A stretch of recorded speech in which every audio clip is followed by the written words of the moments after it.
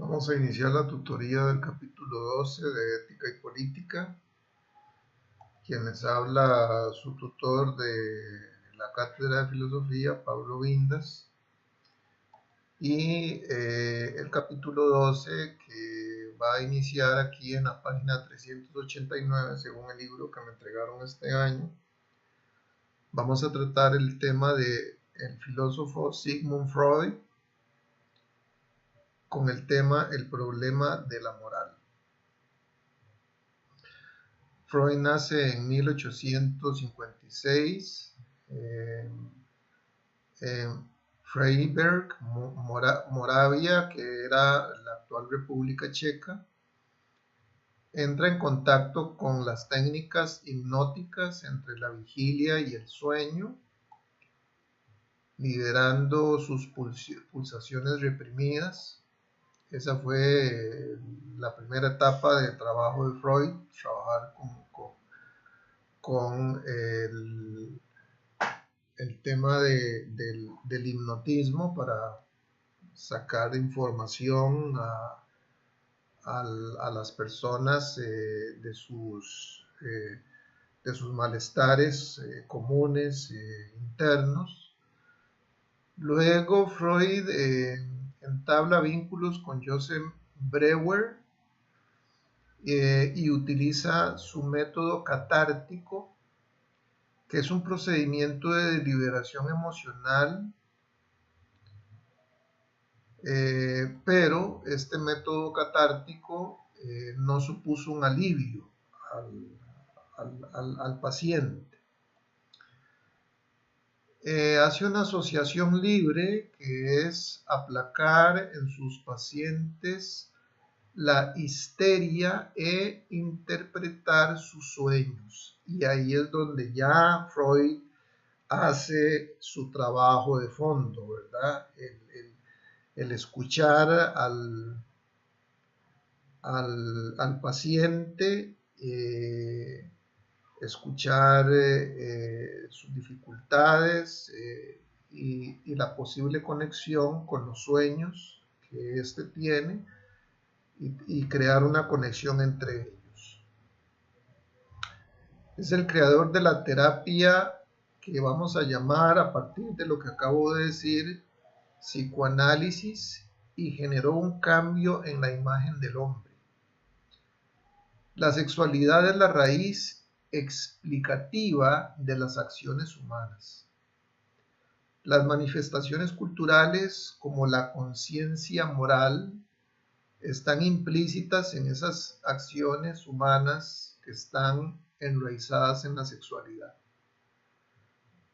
La percepción de su sujeto destronado, al sacar a flote toda su maraña de traumas, es decir, cuando él agarra a su paciente y empieza a escrutar todas esas dificultades, todos sus traumas de la niñez, que su padre le pegaba, que fue abusado, que esto, que lo otro. Entonces es ahí donde él destrona al sujeto.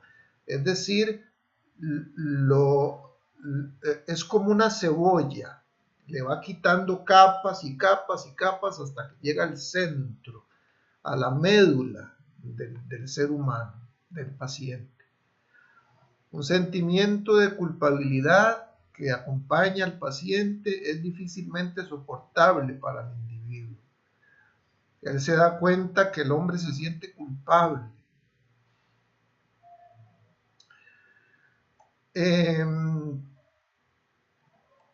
Las obras de Freud,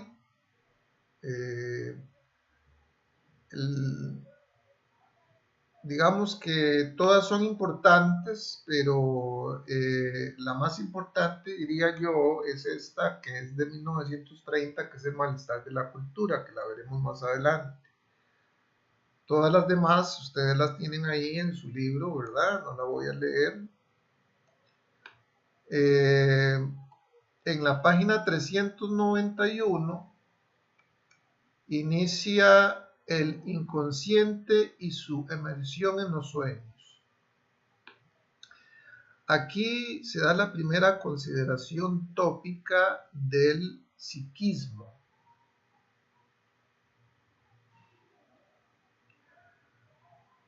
Los sueños son, por tanto, el cambio seguro para desentrañar lo inconsciente. En la actividad onírica, que significa los sueños, en el acto de soñar está la realización de un deseo. Es decir, según Freud, lo que usted sueña es lo que usted desea. Y como no lo puede tener, entonces por eso se convierten en sueños, ¿verdad? Es a partir de esta interpretación. Es el yo que se desembaraza, el yo al darse cuenta que no puede lograr ciertas cosas o ciertas situaciones en su vida, entonces el yo se desembaraza en el sueño. Hay un contenido manifiesto, aquello que se recuerda y se relata al despertarse. Y hay un contenido latente, que es aquel sentido del sueño que el sujeto no logra descifrar. Siempre hay censura en el sueño, siempre la hay. ¿Por qué hay censura en el sueño? Bueno, la vamos a ver aquí a la par. Porque según Freud hay topos, o sea, hay lugares tópicos, biológicos, del aparato psíquico que equivalen, ya dije, a lugares.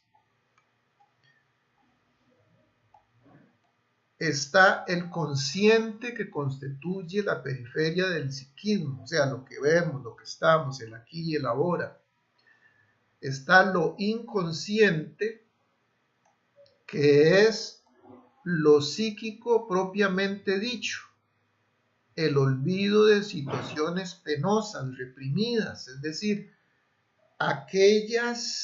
aquellos traumas que vivimos en nuestra niñez. Vamos a ver más adelante que Freud ubica que los traumas que vives de los 0 a los 5 años, ¿verdad? Esos 5 años de vida inicial de todo ser humano, se generan traumas que son reprimidos allá en lo profundo de lo que vamos a llamar el inconsciente.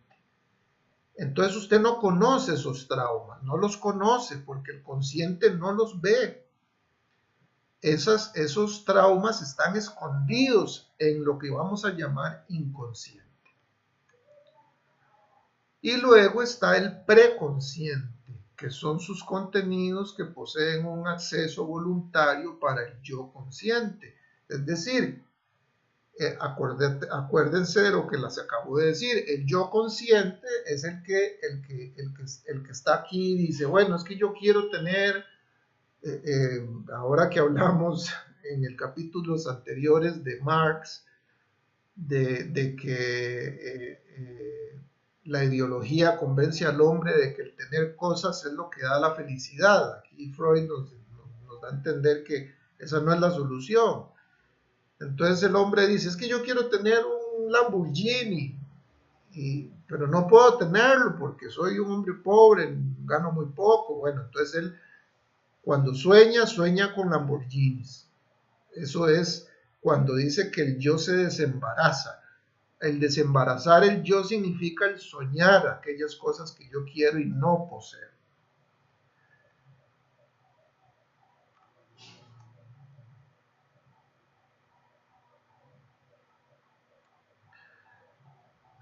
Luego, en la página 395, desarrolla el tema de la libido. La libido es el deseo sexual. Es el deseo sexual que todo ser humano posee desde que nace. Una fuerza primaria, cuantitativamente variable, son pulsaciones eróticas, sensaciones placenteras, conectadas con los instintos o deseos sexuales. Generalmente están reprimidos y se encubren con mentiras y vergüenza. La sexualidad infantil se da inicialmente en la boca, porque el niño siente placer al meterse todo en la boca. Luego esta pasa a la área anal y luego a la área aretra y después a la epidérmica. Es decir, va haciendo un tránsito en que siente más placer el niño. Entonces, por eso el niño al final necesita ser acariciado, necesita ser tocado, lo que en la educación ahora infantil llaman desarrollar las aptitudes del niño. Entonces hay aptitudes, hay zonas sensibles. Y la meta es el autoerotismo.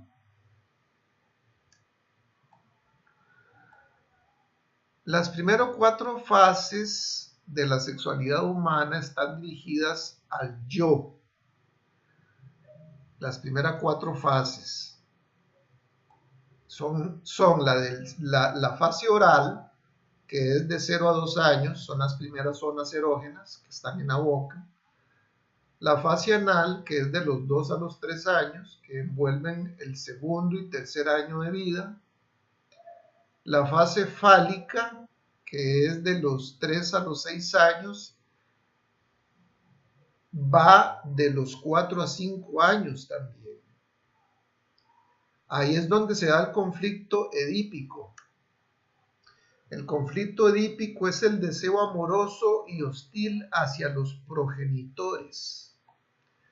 Entonces, cuando es Edipo positivo, es cuando odia al mismo progenitor. Es decir, si soy varón, odio a mi padre y siento atracción hacia mi madre. El Edipo negativo es el amor hacia el mismo, es decir, si yo soy hombre, amo a mi padre, pero odio a mi madre. La tragedia griega de Edipo Rey de Sófocles es la que explica esta estructura que es introducida en la filosofía de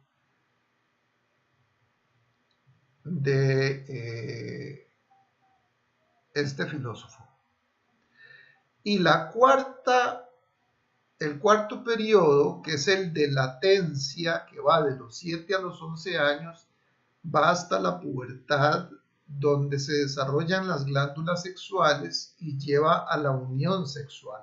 Es decir, esta etapa, la cuarta, es la adolescencia, donde las hormonas reverberecen en el adolescente y el adolescente quiere liberar todas esas latencias y necesidades sexuales, y entonces el hombre, el varoncito, ya empieza a ver a la mujer en sus horas erógenas, y la mujer ya empieza a ver al varoncito con cierto interés, y entonces cambian su forma de vestir. El hombre cambia su forma de vestir, la mujer cambia su forma de vestir. Ya la mujer no anda con muñecas y esas cosas, sino que ya se pone su pantalón apretado, su blusa, para llamar la atención del sexo opuesto. Aquí hasta el punto 4, ¿verdad? Ya habíamos mencionado aquí atrás que las primeras 4 fases a la que hemos llegado están dirigidas al yo, aquel que se desembaraza soñando con aquello que no tiene y no posee. El quinto periodo es el periodo genital, que va desde los 11 años hasta que muere. Tiende hacia el placer como algo primario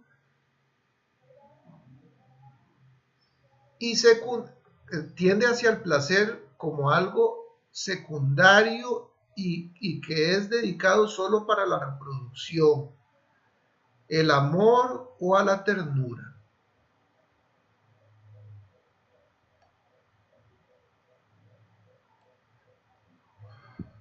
En la página 399 vamos a ver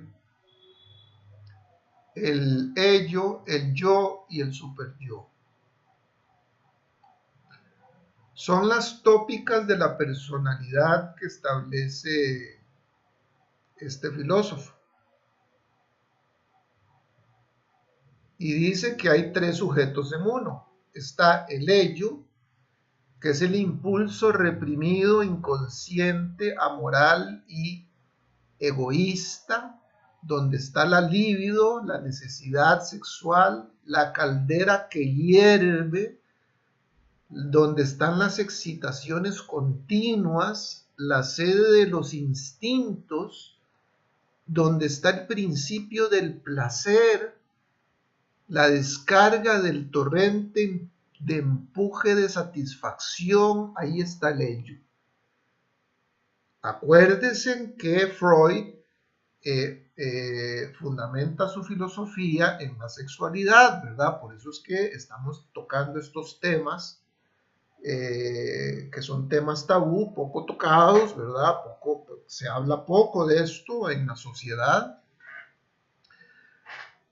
Después está el yo, que es aquel que hablamos, que se desembaraza soñando lo que quiere tener y no puede tener, ¿verdad? Es el vocero, el árbitro, es la instancia mediadora entre el ello y el mundo exterior. Es la percepción, el pensamiento, la racionalidad, la memoria y la personalidad, que está formada por la socialización, es decir, cómo nos tratamos con los otros seres humanos. Ese es el yo, el consciente. Luego tenemos el superyo, que es el que empieza a formarse a los 5 años, donde se guarda la culpa y la conciencia moral, la religión y la ideología,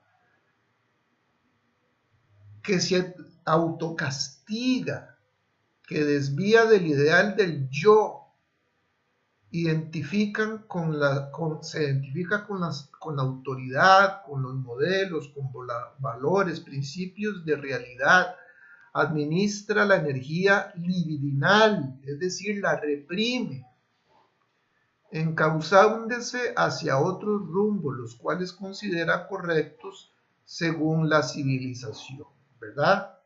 Acuérdense cuando hablamos de Nietzsche, ¿verdad? Cuando hablamos de Nietzsche, que decía que se reprime y hay una caldera ahí interna. Bueno, pues aquí se hace referencia a eso. Ahora vamos a la página 403 con la génesis de la conciencia moral. Con la muerte del padre, según los arquetipos filosóficos originarios del mito, donde se cree que en la antigüedad el padre era el que tenía acceso sexual a las mujeres y todas las mujeres le pertenecían a él. Entonces los hijos varones no tenían acceso a la sexualidad, entonces los hijos matan al padre. ¿Para qué matan al padre? Para poder tener acceso al sexo con las mujeres. Entonces esa muerte genera remordimiento o angustia, según Freud, en el ser humano. Y entonces produce estas tres cosas. El yo, aquel que se desembaraza, ¿verdad? Y sueña, cree que ha cometido un delito de sangre y pesa sobre su espalda un gran pecado. Hay una conciencia de culpabilidad colectiva y a eso le llama el pecado original. Luego está el superyo, que vigila al yo, lo reprime agresivamente por la civilización y de ahí surge la conciencia moral. La conciencia moral del hombre es el resultado de la represión de la sociedad sobre él. Entonces él no dice ni hace lo que realmente piensa, sino que dice y hace solo aquello que la sociedad le permite hacer.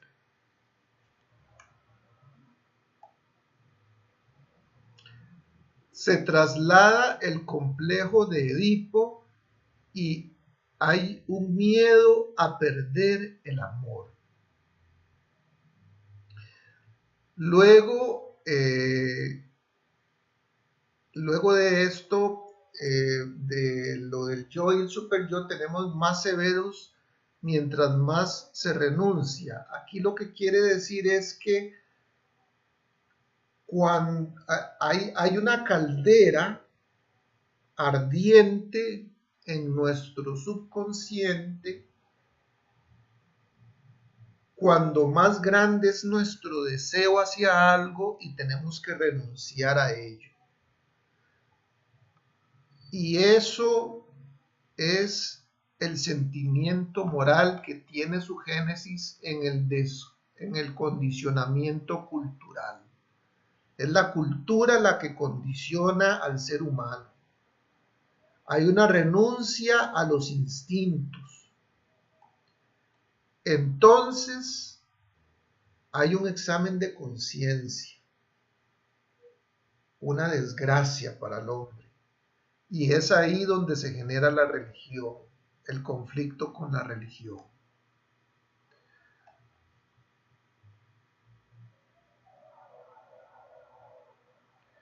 En la página 407 está la parte más importante que les decía a ustedes, que es el malestar de la cultura. ¿Por qué? Porque el hombre quiere ser feliz, quiere evitar el dolor y el displacer. Pero en realidad eso es un espejismo cultural, episódico, es decir, logra momentos de felicidad, porque es bloqueado. El principio del placer es bloqueado por el principio de realidad. Ahora, ¿qué es lo que hace ese bloqueo? Ese bloqueo lo hace la cultura, porque es la cultura la que te impone las sanciones para que usted no exprese lo que siente y piensa con libertad. Entonces hay mecanismos de represión y esos mecanismos de represión generan malestar en el ser humano. Desencadena, dice Freud, neurosis. La cultura separa de nuestros ancestros animales. ¿Por qué? Porque nuestros ancestros animales o los seres humanos originarios no tenían esa represión, hacían lo que les venía en gana. El yo quiere satisfacciones sustantivas, pero no las tiene. Entonces el yo lo que hace es que busca sublimar esos deseos. ¿A través de qué? A través del arte, a través del entretenimiento, a través de los conciertos, a través de todo lo artístico. Es decir, quitar la atención. Ahora, esta cultura tiene dos fines: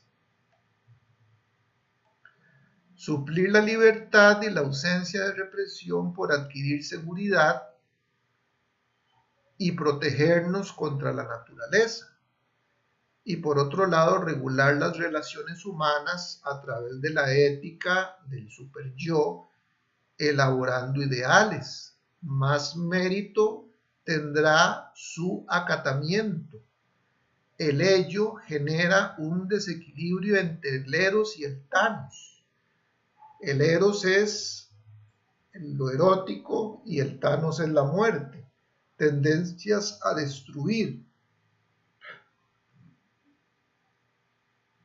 Y es ahí entonces donde se da el crecimiento de la cultura. cultura, no contribuye al bienestar de la humanidad. Esto, según Freud, esto no contribuye al bienestar de la humanidad, ya que dota de muchos objetos de culpabilidad que se acrecientan e incrementa su infelicidad.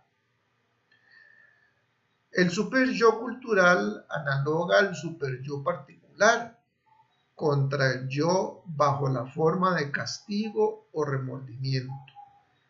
Esa sublimación que hablamos en el arte, el egoísmo de la felicidad individual se desplaza hacia el altruismo de entregarse hacia los demás.